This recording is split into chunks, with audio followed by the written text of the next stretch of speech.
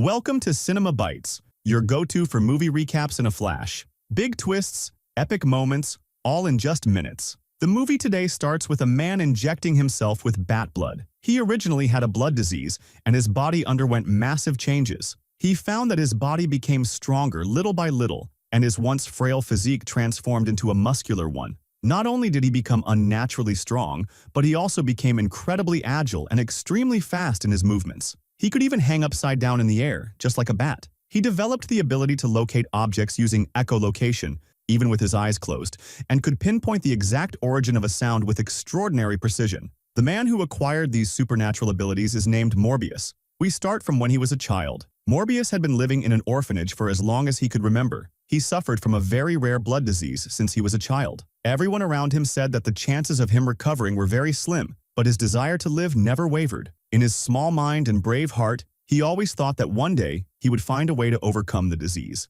One dark day, another boy named Milo arrived at the orphanage, and fate slowly brought their paths together. Milo also suffered from the same blood disease as Morbius, and there was something missing in their DNA, like a puzzle piece that hadn't been found yet. To stay alive, they had to endure painful blood transfusions 3 times a day. The two, who shared the same suffering, became each other's only light in the darkness they lived in. Something unexpected happened one day while they were talking. The medical device connected to Milo malfunctioned, causing him to faint instantly. Morbius, deeply worried, screamed for the nurse. In that critical and difficult moment, without hesitation, he ran forward and, with his incredible intelligence, managed to fix the device using a small spring from a ballpoint pen. A miraculous act. From that moment, his exceptional intelligence became apparent, and the story quickly reached the ears of the orphanage director. The director recognized that Morbius was a rare and extraordinary talent that should not go to waste. He decided to recommend Morbius to study at a prestigious university, promising to provide him with special medical care and continuous monitoring to manage his illness. Although Morbius was deeply saddened to leave Milo, he understood that a greater purpose awaited him elsewhere. The director also assured him that Milo would be well taken care of. Before leaving, Morbius wrote Milo a heartfelt goodbye letter, filled with emotions and love, and he embarked on an uncertain journey with determination and resilience. Although the two had a strong bond, their personalities were vastly different. Milo was harsher and less compassionate than Morbius, but this did not affect their unbreakable friendship. They stayed in touch through letters as time passed. By the time Morbius turned 19, he had grown into a brilliant scientist. He succeeded in inventing synthetic blood and even won a Nobel Prize. However, deep down, he saw all of this as just the beginning of his quest to find a cure for his and Milo's illness. To achieve this ultimate goal, Morbius conducted a daring secret experiment without telling anyone. He researched the genes of blood-drinking bats, and his assistant, Marty, was the only one who knew about this secret. Morbius discovered that the saliva of these bats contained a substance that prevented blood from clotting. If their genes could be combined with human genes, it might help eliminate the blood disease that had tormented them for so many years. Marty repeatedly warned him about the great risks involved, comparing it to gambling with his own life. However, Morbius's determination and resolve were unshakable. In the end, Marty reluctantly agreed to help him, though she was uneasy about it. The experiment was fraught with difficulties and challenges. After injecting the substance containing the bat genes into lab rats, they failed repeatedly. Morbius and Marty worked tirelessly through the long night, and finally, the 117th substance succeeded in keeping the rat alive. Overjoyed, Morbius immediately went to Milo, who had become a very wealthy man and had always been the primary funder of Morbius's research. Standing before his close friend, Morbius chose to hide the potential dangers of the experiment and enthusiastically told Milo that there had been progress in the treatment. He explained that the first phase of the experiment had been successful and that the next step would involve human trials. Morbius knew, however, that experimenting on a human was not only unethical, but also extremely dangerous. Therefore, it had to be done far away from any country and out of sight. Milo didn't hesitate for a moment and supported Morbius with everything he had. He quickly arranged for Morbius and Marty to travel on a ship heading into the open sea. The ship was like a small,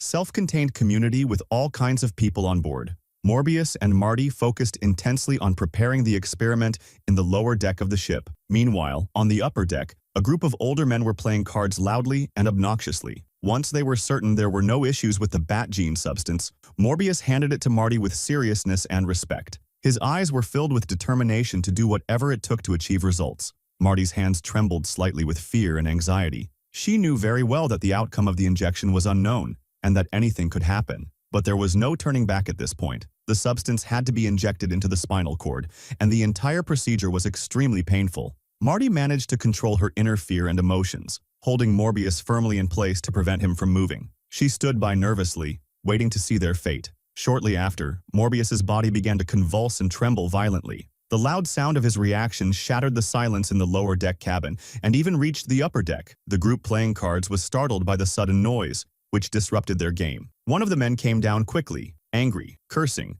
and intending to teach those two a lesson for disturbing them and not responding. But as soon as Marty opened her mouth to explain what was happening, Morbius, who was still trembling and resisting pain, suddenly disappeared without a trace, as if he had completely evaporated from existence. A feeling of discomfort and unexplained anxiety arose in the heart of the strange man. He and Marty began searching everywhere on the ship. When they looked up, everyone was shocked by the sight before them. Morbius now resembled a massive bat, clinging to the ceiling of the ship with his hands and feet. His face was distorted, looking very monstrous, with his fangs protruding from his mouth, giving him a repulsive appearance. He immediately called his colleagues to come quickly. As soon as he said that, Morbius attacked the elder man. Out of sheer fear, Marty turned quickly and ran out of the door, slamming it shut with great force behind her. Morbius was completely out of his mind at that moment. The elder man fell to the ground instantly from a powerful blow. Morbius's fangs sank into the man's neck, and a lot of blood gushed out rapidly. At the same time, the elder man's colleagues arrived, holding guns.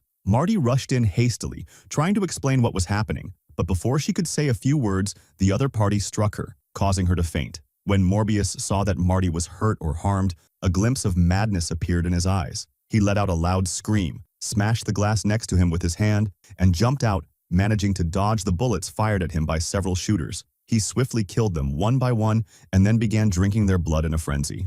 It's unclear how much time passed, but Morbius finally regained his senses. He looked at the corpses scattered on the ground and at Marty, who was unconscious. His mind was completely blank, unable to comprehend anything. He looked down at his body involuntarily and found that his once frail physique had become strong and well-built. However, he couldn't remember anything that had happened before, though he felt an overwhelming sense of fear and terror. Morbius stood frozen in front of the surveillance screen, his face pale to the point of transparency. He stared at the terrifying figure on the screen, his stomach churning as if he was about to vomit. The truth behind all these changes was due to the bat gene serum, which had carried the hope of a cure. His eyes were filled with disbelief, as nothing like this had ever occurred in previous experiments on rats. The sudden loss of control left him deeply confused and uncertain about what to do. Morbius, with trembling hands, picked up the phone and dialed the emergency number, terrified. He also took all the remaining serum with him before fleeing the ship filled with gruesome memories of blood. When the police arrived, all the ship's surveillance recordings had been completely erased. Marty was still unconscious, and there were several corpses of people whose blood had been drained, their faces disfigured and altered. The only thing left behind was a strange, bat-like piece of paper. Morbius returned to his lab, overwhelmed by a flood of emotions. At that moment, he realized that, although the bat gene serum had brought terrifying and disastrous consequences, it had also granted him abilities beyond those of ordinary humans. His endurance, speed, strength, and hearing had all improved significantly, and he even gained the ability to communicate strangely with bats. Not only that, but he also acquired echolocation, the bat's ability to precisely determine the location of anything around him. However, the cost of this power was heavy. He had to drink blood regularly and consistently, or he would lose his mind again and transform into a monster. To avoid harming innocent people, Morbius could only rely on synthetic blood he had developed himself to stay normal. One bag of synthetic blood could keep him sane and rational for 6 hours. Once that time ran out, if he didn't replenish his blood supply in time, the dark force within him would consume him again. That day, Morbius was intensely focused on testing the duration of synthetic blood in the lab when Milo arrived unexpectedly. As soon as Milo saw Morbius looking radiant and healthy, his eyes lit up immediately, realizing that their cure was finally complete. But Morbius shook his head slowly, his expression serious and deeply sad. Milo's smile froze in place, his eyes filled with confusion and bewilderment. Morbius explained that the serum didn't just provide a cure, it also brought endless pain and danger. He couldn't let Milo turn into a monster like him. Despite Milo's repeated insistence that survival was the most important thing, Morbius remained firm and unwavering in his stance. To protect his close friend, he pushed him away and didn't let him come near. When Milo left,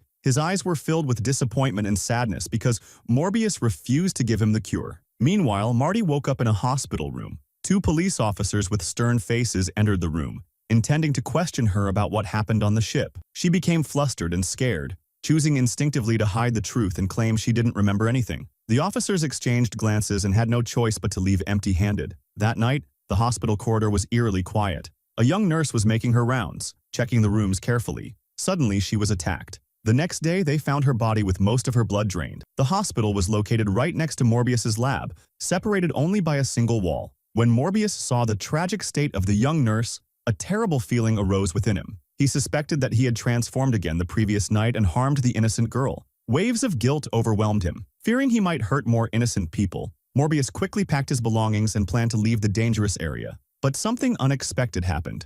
Morbius encountered the two police officers who had questioned Marty earlier. Both officers were sharp-eyed and quick to notice details. They suspected Morbius's involvement in the murder on the ship. Morbius tried to fabricate stories and make excuses to escape the situation, but the experienced officers didn't believe him at all and weren't fooled. Confused and unsure of what to do, Morbius used his strength and speed to knock the two officers to the ground instantly. It was natural to run fast, like a bee, to the last floor of the building. He was trying to escape, but the two officers quickly responded and caught him in the elevator. In the end, Morbius couldn't escape. He was arrested by the police and put in prison. This made the situation much worse. While in prison, Morbius was very scared when he realized that the duration of time the artificial blood could keep him stable was becoming shorter and shorter. During his police interrogation, he was deeply upset and desperate. He calmly confessed to the crime they accused him of committing. The only thing he wished for at that moment was to get the artificial blood to control the dark power that could emerge from him at any moment. However, the police ignored his request completely. Morbius couldn't do anything but sit there, sad and withdrawn in his cell. A while later, Milo came to visit him in prison and looked at Morbius in his cell, his eyes filled with sadness for him. Deep in his heart, Milo believed Morbius was always a kind person and couldn't imagine that his friend could do something so terrible. Milo was determined to save Morbius before leaving him. Milo secretly hid a bag of artificial blood in his cane. When Morbius held the cane, he felt a very strange sensation and realized that Milo, who had been suffering from a blood disease and walking with a cane for years, had now left the cane behind. This was a clear sign that something was wrong. Indeed, when Morbius watched Milo walking away, he noticed that his steps were unusually fast and unnatural, with no sign of the limp he used to have. At that moment, Morbius understood that Milo must have injected himself with the bat gene serum. Morbius suspected that Milo was likely the one who attacked the young nurse last night and intentionally shifted suspicion towards someone else. Morbius felt a deep sense of betrayal and heartbreak, realizing his friend had deceived him. The dark power within him began to stir, unable to remain silent any longer. He lost control and suddenly transformed, breaking out of the prison and running away. He swore to find Milo and confront him face to face. Meanwhile, Milo was walking leisurely and happily through the crowded streets. He passed by a newspaper stand and bought a paper. The headline on the front page reported that Morbius had turned into a vampire. As he stared at the paper, a strange smile appeared on Milo's face. In the next moment, he attacked the newspaper vendor like a wild beast, unable to control himself. It turned out that Milo, too, couldn't escape the side effects of the serum and had descended into madness. Morbius, with his heightened senses, heard everything clearly and quickly ran toward the source of the sound. He soon managed to stop Milo, who was attacking people in the street in a frenzy. When Milo saw Morbius, a strange smile appeared on his face, and he admitted to everything he had done without hesitation. From Milo's perspective, the blood-enhanced powers he gained from the serum were not a curse but an improvement.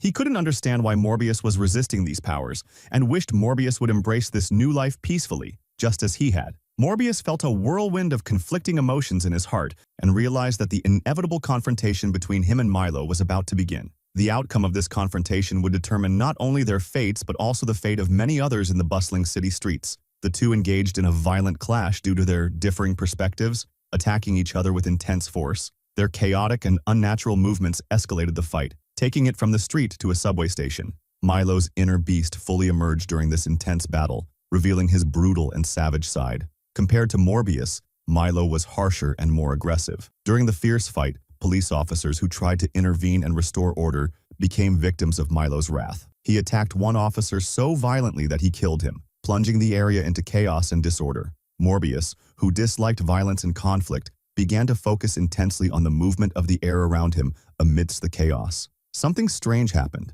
and as he concentrated, he gradually learned how to glide through the air. Morbius quickly left the blood-soaked scene, following the direction of the train tracks to escape. By the time the other two officers arrived at the crime scene, Milo had already disappeared without a trace. The uninformed public misunderstood the situation due to the chaos they witnessed, mistakenly believing that Morbius was the one who had killed the officer. At that moment, Martine became a key figure everyone was searching for. As an ally of Morbius, she naturally caught the attention of the officers. Initially, the officers planned to secretly monitor her to locate Morbius. However, Martine was very cautious and clever. Quickly realizing something was wrong, she managed to evade the officers trailing her with great intelligence. Later, while on a crowded bus, Martine coincidentally met Morbius, who was in disguise. Morbius explained everything to her in detail. Martine, knowing Morbius's true character, decided to trust him completely. Determined, she continued to assist him in getting out of the trouble he was in. They went to a hidden and discreet cafe. Morbius shared his plan with Martine, hoping she could help him retrieve the artificial blood from the lab. While they were discussing, two suspicious and shady men entered the cafe. These men were involved in the underground drug trade, which meant they might have access to a lab. Morbius, in desperate need of a lab at the time to work on a cure for the bat gene serum, decided to intimidate the men. He unleashed his power and influence, scaring them into submission. Successfully, he drove the men away, securing a simple lab where he could work. Martine, realizing her home was no longer safe, moved herself and her beloved cat to the lab, ready to face the upcoming challenges alongside Morbius. On the other hand, after he escaped from the place of the fight, Milo became overly arrogant. In a coffee shop full of happy people, he met a girl caught his attention, but this good and comfortable atmosphere did not last long. A few men came to cause trouble, knowing the situation very well, and one of them even punched Mello. The anger in Mello's heart flared up immediately, but because there were a lot of people in the coffee shop and it was easy for people to notice him, he controls himself. Meanwhile, in a quieter area, Milo seized an opportunity for revenge and brutally killed the man who had previously insulted him. However, Milo didn't anticipate that the location was under surveillance by a security camera.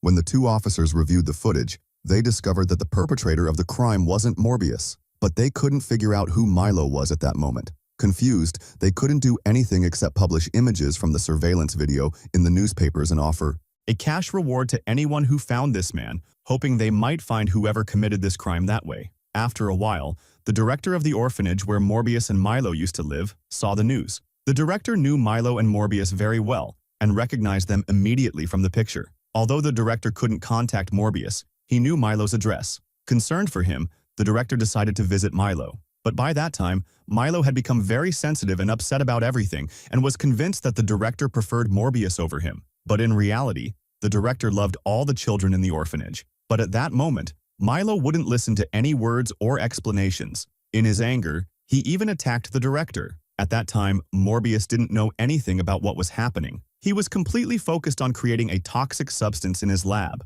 After some effort, he successfully created 2 doses of the substance. The ingredients in this toxic substance could kill blood-drinking bats and could also pose a deadly threat to both him and Milo. Morbius was well aware that his time was running out and that he didn't have much left. The anxiety he had been living with for a long time made him feel extremely exhausted and worn out. From his perspective, death might be a relief for him. Even though Martine didn't want him to die and was deeply saddened in her heart, she couldn't stop him from making that decision. Indeed, after that, he took the toxic substance and prepared himself to go find Milo. At that exact moment, Morbius received a call from the orphanage director. The director managed to say Milo's name, but with great difficulty. Morbius immediately understood that something was wrong and rushed to the director's house. But the director was severely injured. He uttered the word "stop," then closed his eyes forever and passed away. At that moment, Morbius instantly realized that Milo must have been the one who did it. But he couldn't imagine Milo being so cruel as to kill the man who raised him. Then, Morbius heard Milo's voice threatening Martine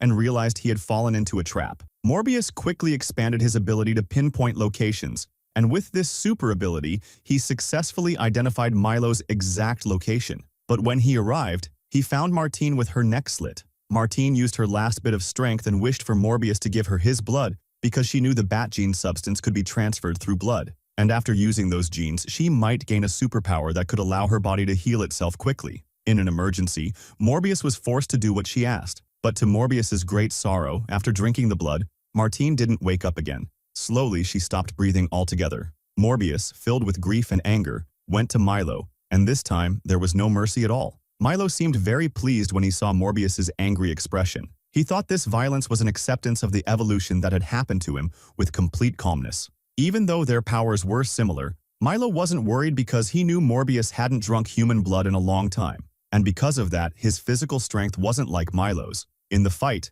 Morbius quickly found himself in a bad position and was on the verge of falling and dying. In a critical moment, the 2 doses of the toxic substance Morbius had brought with him turned out to be very important. Morbius emitted sound waves and summoned a large group of blood-drinking bats, directing them to attack Milo. He succeeded in driving Milo away from him. Morbius seized the opportunity, approached, and injected the toxic substance into Milo's body. At that moment, Milo began to regret, but when death was so close, it was already too late. In truth, the name Milo was given to him by Morbius, and his real name wasn't that at all. Even though they became enemies later, Milo never rejected that name, which shows that deep down, he never truly intended to kill Morbius. Once, Morbius promised Milo that they would live and die together, but in the end, he chose to face everything alone, which created a barrier in their conflicted feelings. At the end of the film, Martine woke up, her eyes red like blood, indicating that she had likely turned into a vampire too. If you enjoyed the video, don't forget to subscribe to the channel and hit the notification bell to get more